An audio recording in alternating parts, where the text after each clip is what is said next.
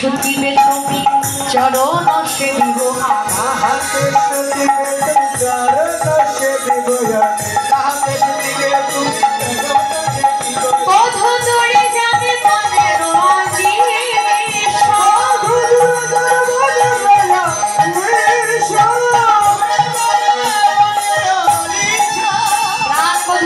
তুমি ক্ষণিক বিশ্রাম করে যাও।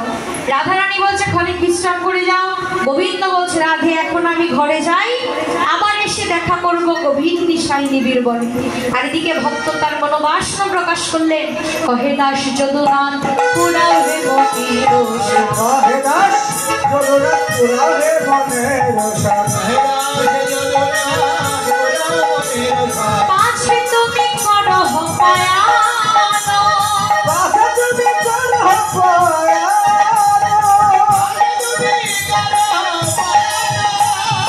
এখনই সাধ পূরণ করো, এখনই সাধ পূরণ করো, আর ভাগ্যে হয় কি না হয় এখনই সাধ পূরণ করো, আর ভাগ্যে হয় কি না হয় এখনই সাধ পূরণ করো। ভক্তের মনোবাসনা, তিনি রাধা গোবিন্দের যুগল দর্শন করতে চাইলেন, কিন্তু বলরাম দাদার সঙ্গে থাকায় যুগল মিলন হলো না। তবে ভক্তের মনোবাসনা পূরণ করতে